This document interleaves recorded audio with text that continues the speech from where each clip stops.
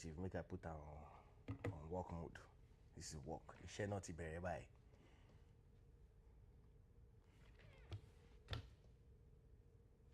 Wait, well, how you go to read chat if they ask you? For my laptop, I just say. Oh, okay. I'll save D. All right. We're live. Let me see. Am I active? Active. Yeah, I'm active. Alrighty. To call it. Yeah, you know that's fine too. And yeah, let's put all this on the other side before we get started.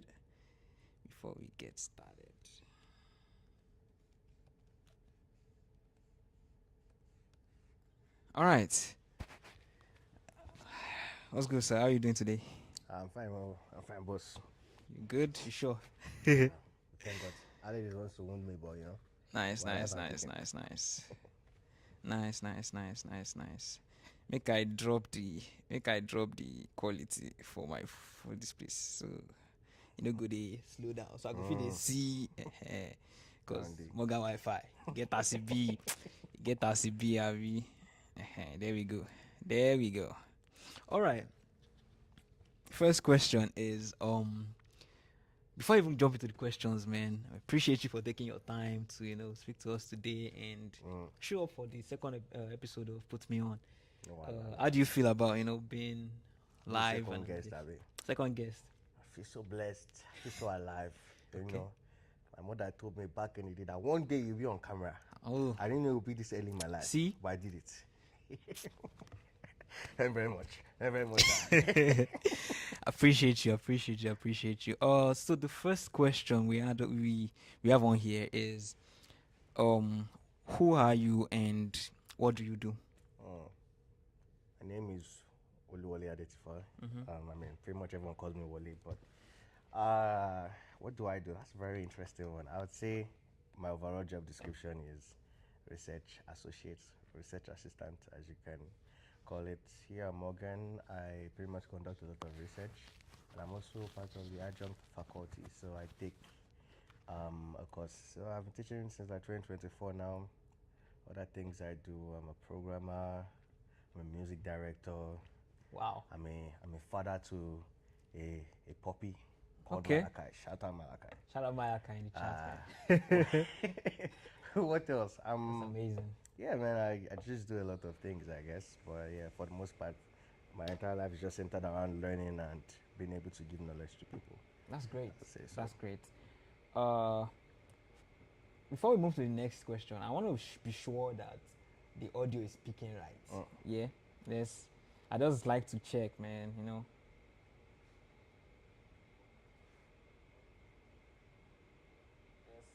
I just like to check, man. Amazing.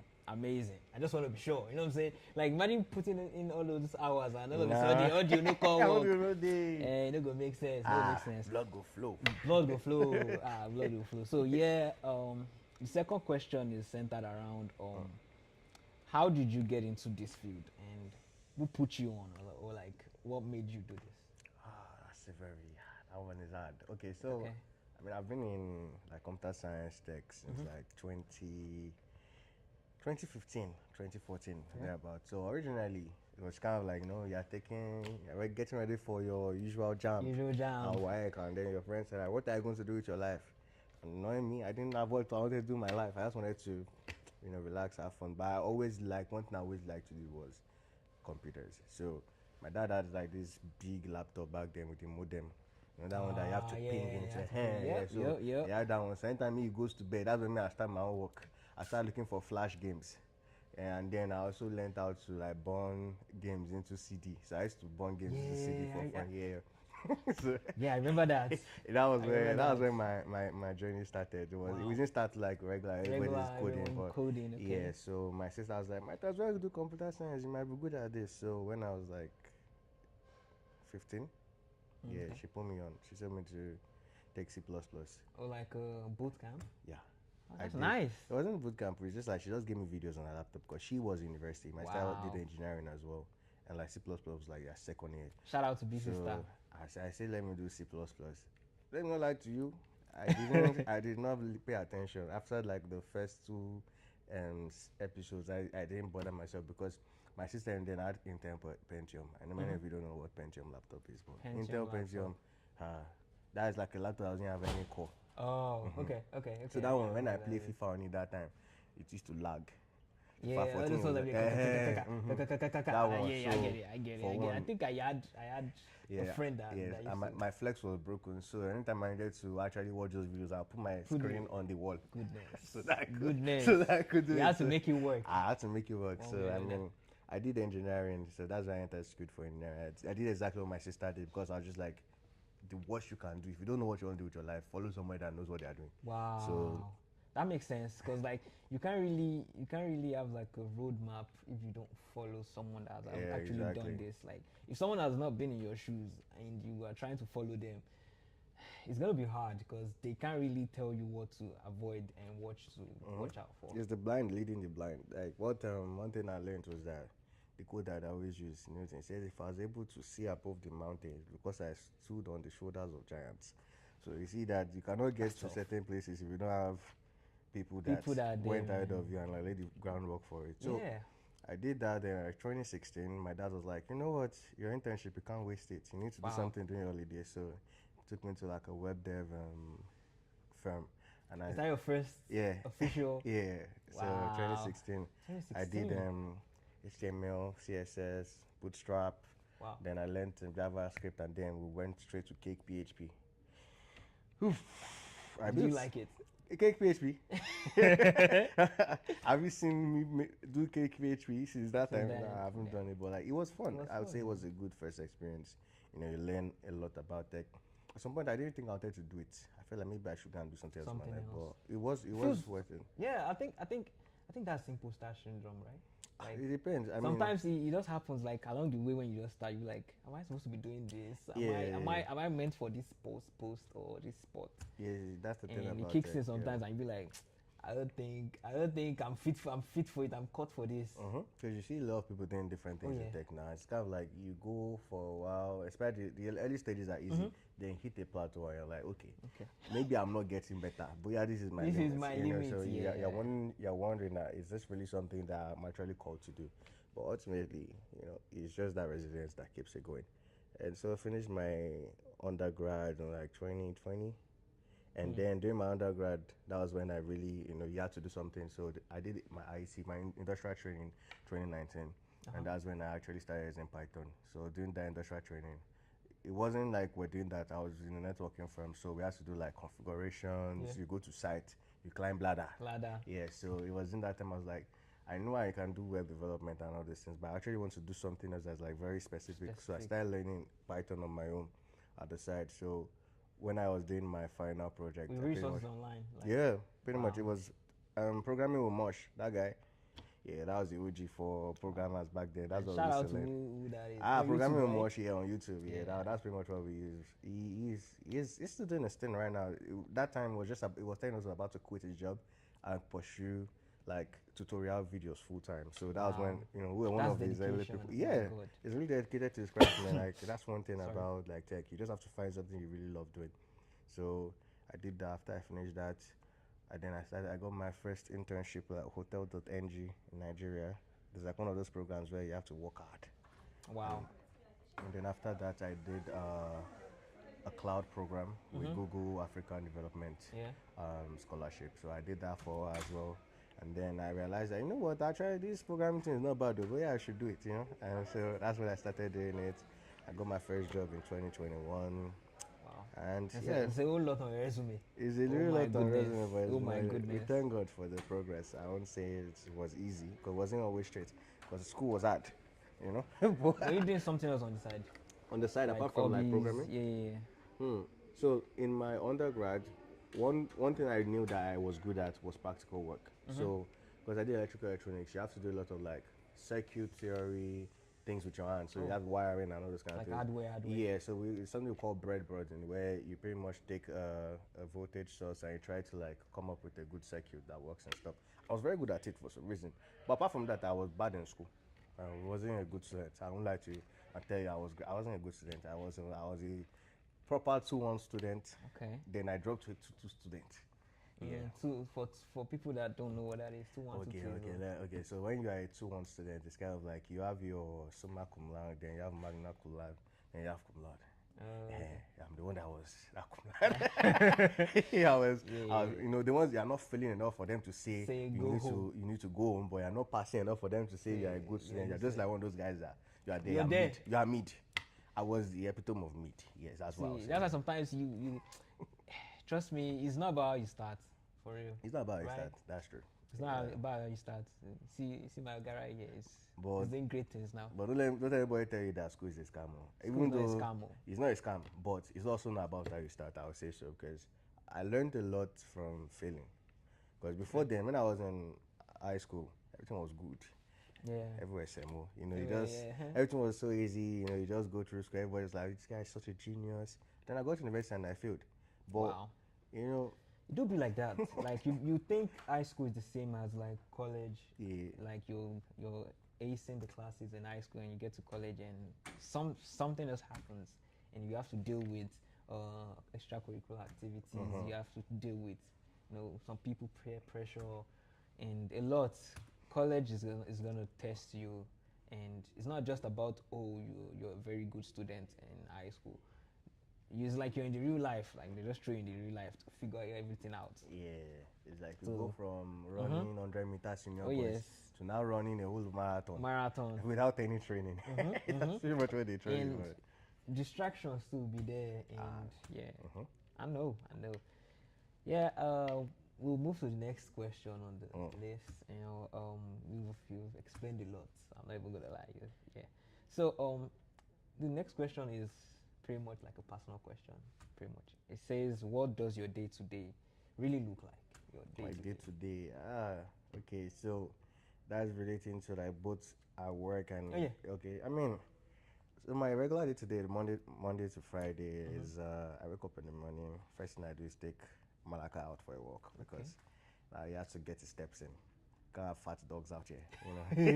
So after I do that, you know, come back, make sure that I prepare for the day. So mentally, I have to be there. I have to at least read something.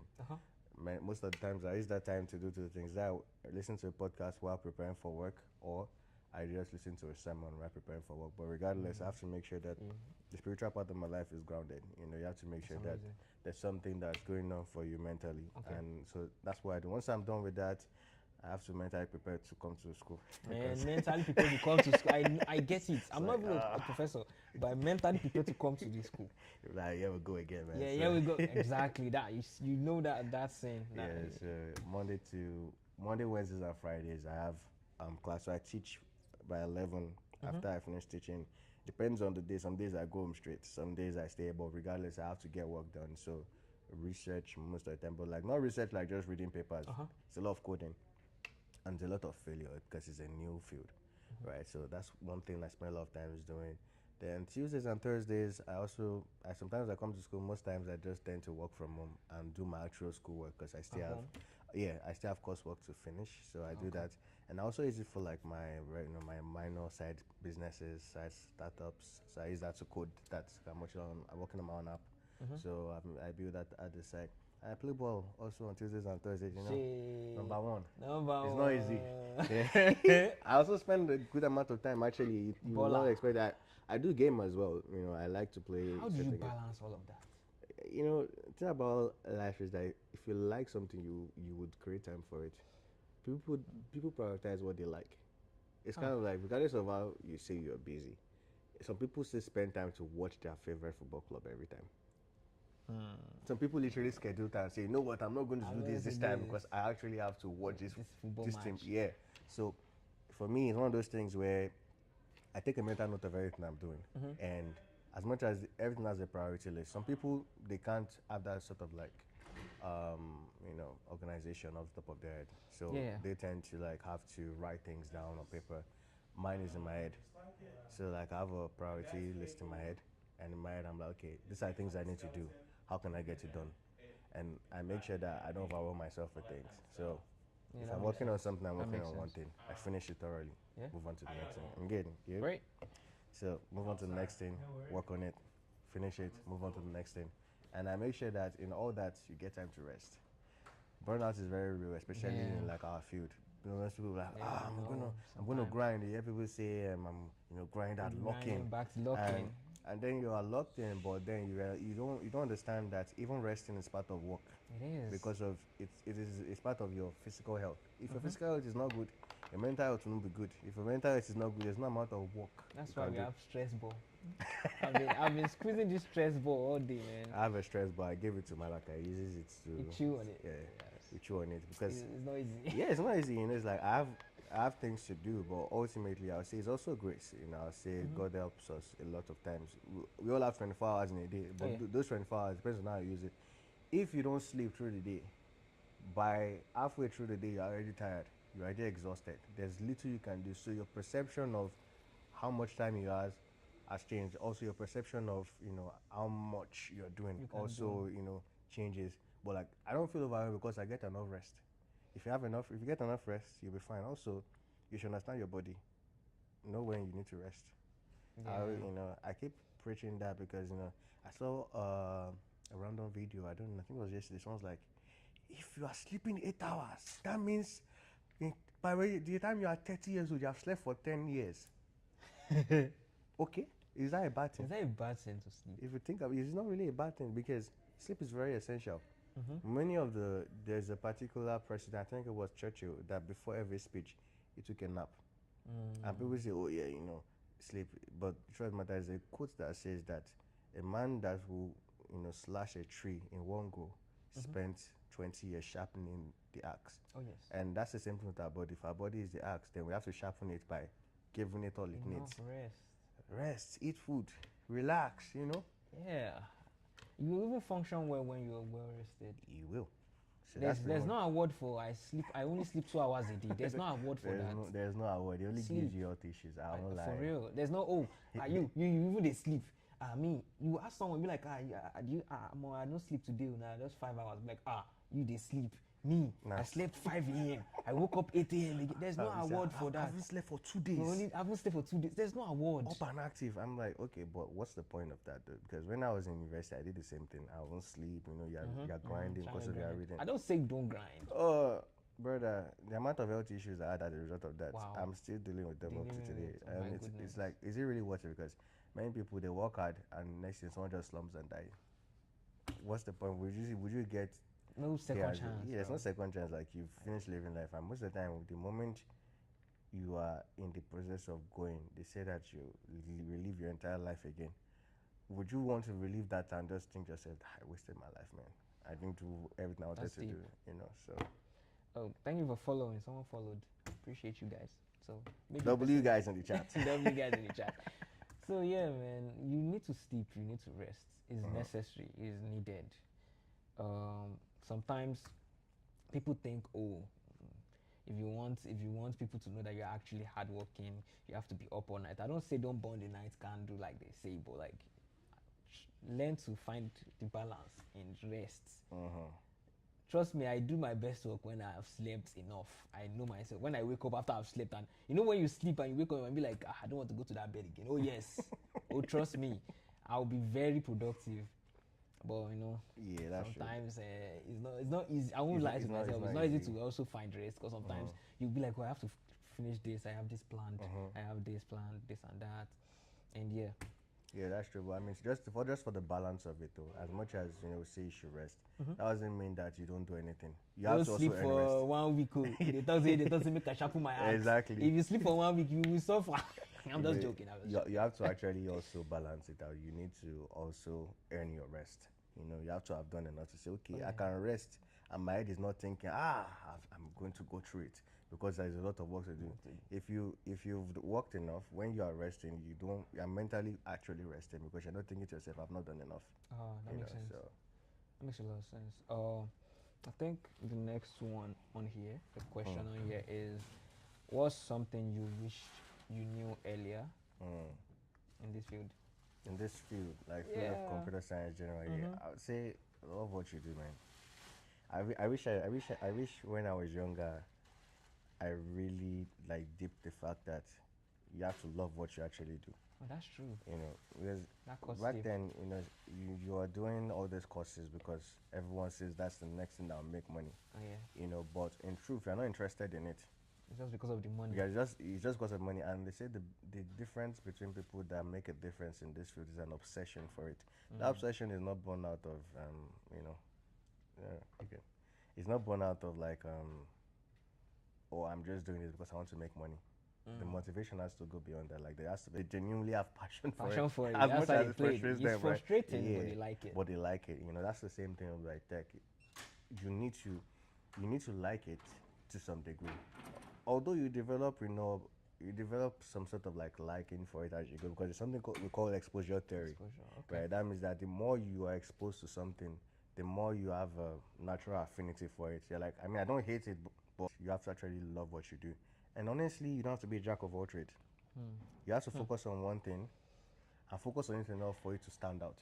You know, one thing I see with a lot of people is that sometimes they try to do this, do that, do this, do that, and they become one of those people that they've poured into 10 different cups, and those cups are not all full. Yeah, just like...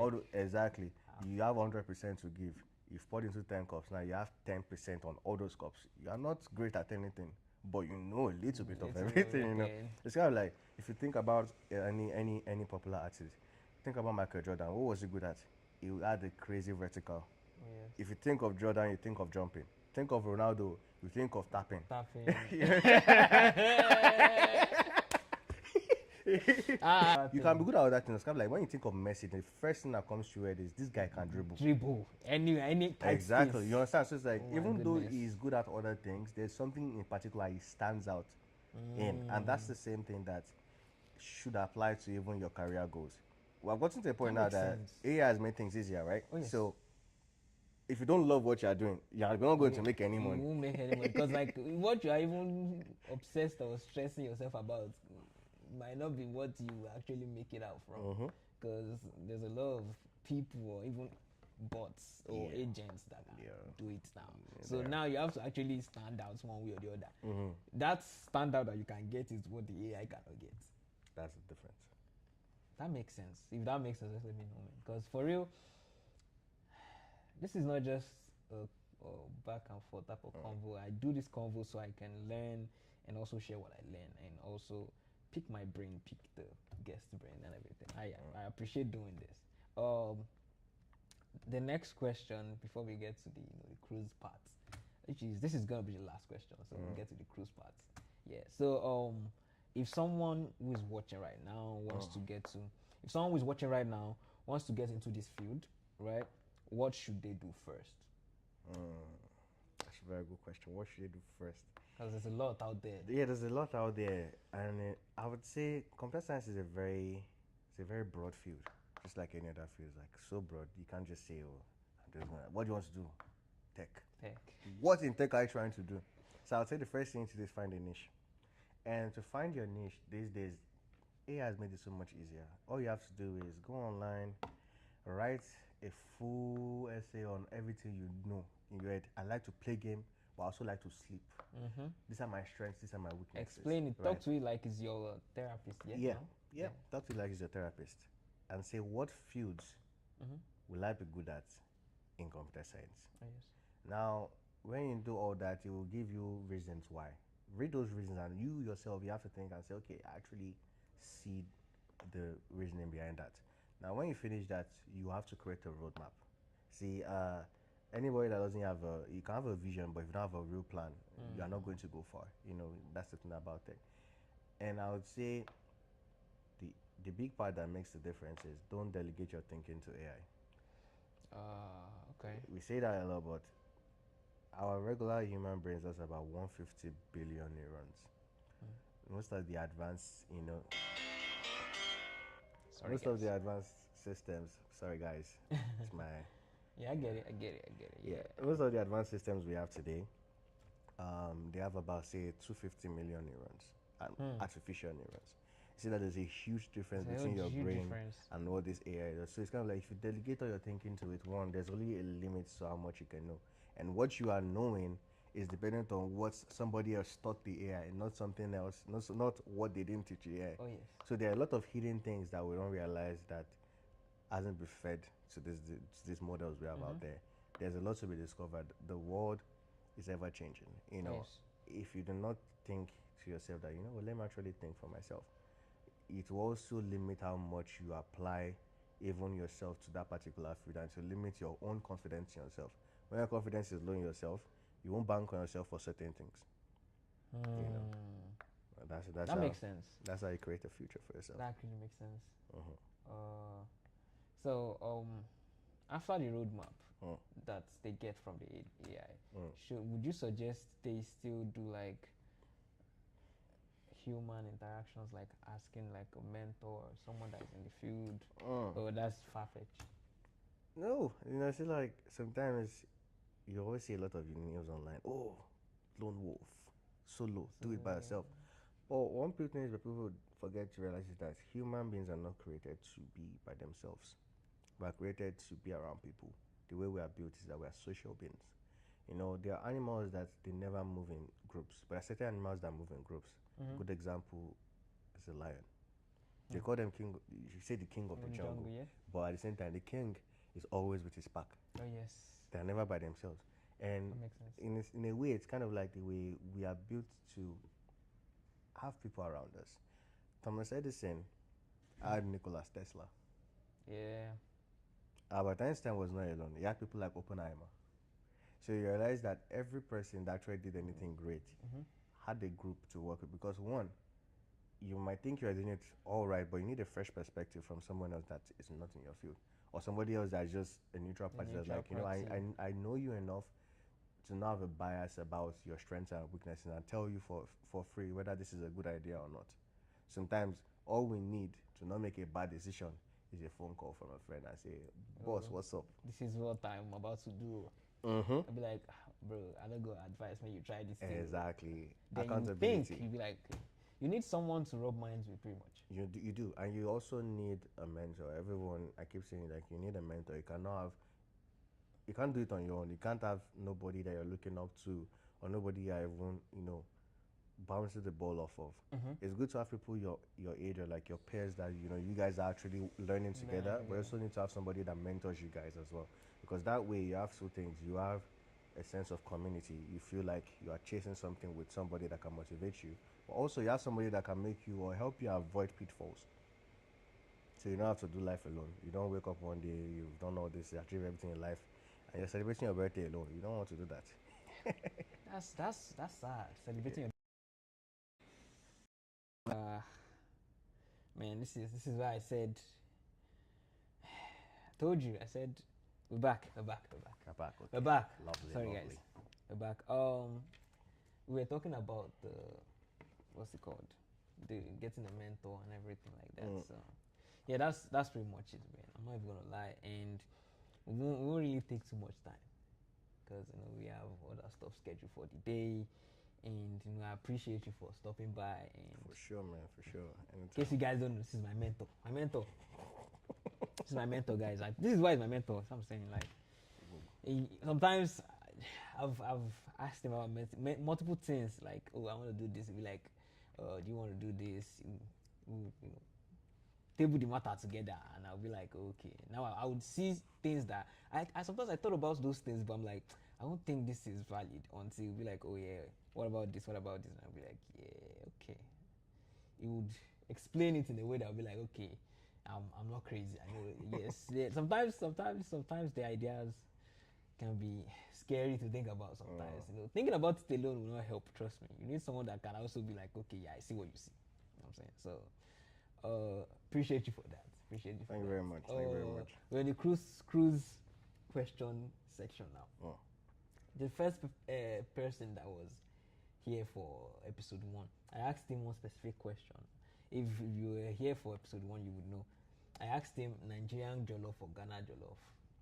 He said he does not want to choose. So me, I'm asking you right now, Nigerian jollof or Ghana jollof? I put it back to you, a very important question. Kano Pillars or Real Madrid? Real Madrid. I'm not a Madrid fan, but Real Madrid. Exactly. So why would you compare the original to a replica? Who is the original? Nigeria now. Come on. Okay. Very much. Okay. Very much. Okay. The Ghanaians out there will not like it's not. This is not about Azonto and all those things. This is real food. This is real food. Okay. Come on, man. I didn't say it though. It's me that said it. Okay. I said it. Find me. Okay. I said it. Yeah. I said what I said. Yeah, but aside that, I think one more question that I think I have is it's a personal question. What would you say you can pinpoint from like how much I've grown as the first time you met me on campus, the first semester, and everything? it's been a long. Yeah, I mean, I met you when you first joined this school now. Oh yeah.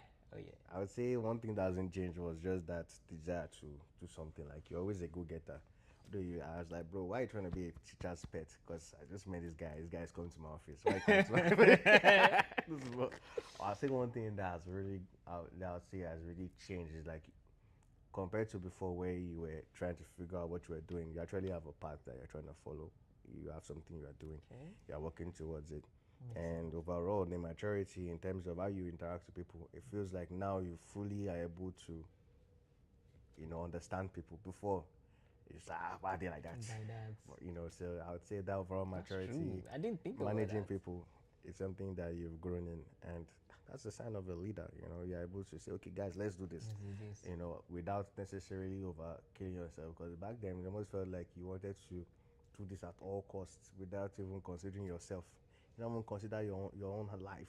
But now, you actually take time to rest. You take time to also, preserve and conserve those relationships you have, and you still get things done, which is good. Wow. I never thought about this. Like sit down and like examine all of this. That's why it's good to have people in your life. Yeah, and ask like for real. Like what you just said makes sense when you're saying it, but I've never sat down and be like, oh yeah, I've been doing this, I've been doing that. Nah. And I appreciate that. Sure, man. What would you say about my footballing skills? Because we play. Like I don't like to brag, guys. I don't like to brag. He knows. 1 goal, 1 assist. Last game. A goal the previous game. I don't like to brag, but it's kind of like I don't know. So there are certain footballers that when you watch them play, you think to yourself, this guy doesn't know how to play anything. But somehow they just always count like a goal and assist. It's the output that... I feel like if I want to explain how you are as a footballer, maybe I'll call you, maybe we'll call Palmer. I will take it. I swear to God, I'll take it. I swear to... I know Chelsea's shit right now. Maybe but I'll take it. Like Kopama, right? But then if you met Kopama with the skill set, like the actual technical ability of Bugatti, so the output of Kopama, technical ability of Bugatti. That's. I don't know what he's saying. Everybody. So like Kolugatti.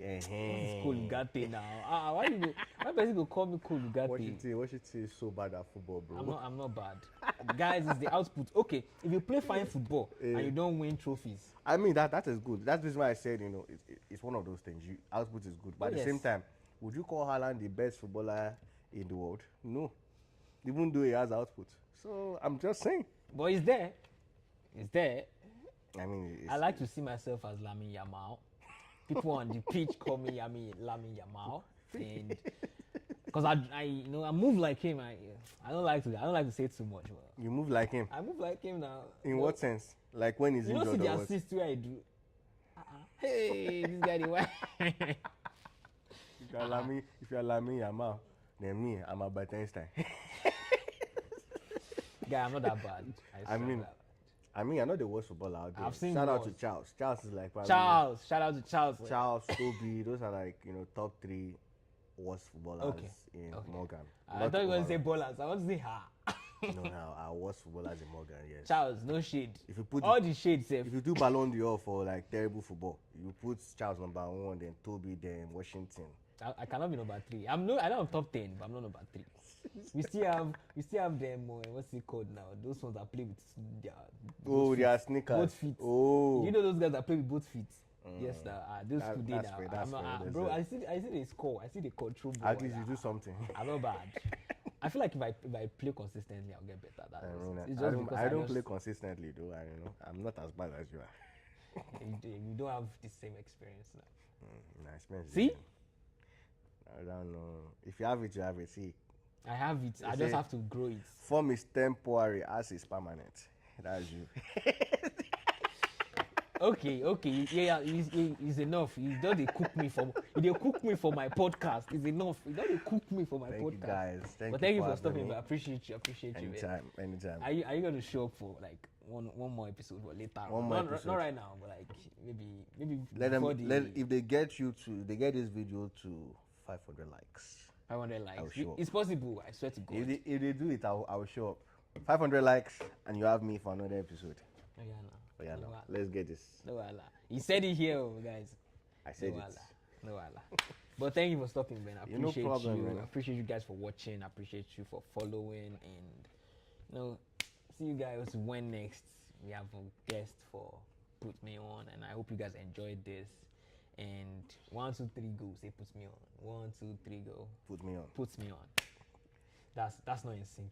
When you know Sabi count, you said 1, 2, 3 go. So you now waited 1 second. Okay. 1, 2, 3 go. Put me on. Yeah, let's again. 1, 2, 3 go. Put me on. That's so. Now you don't understand sync. Yes, sir.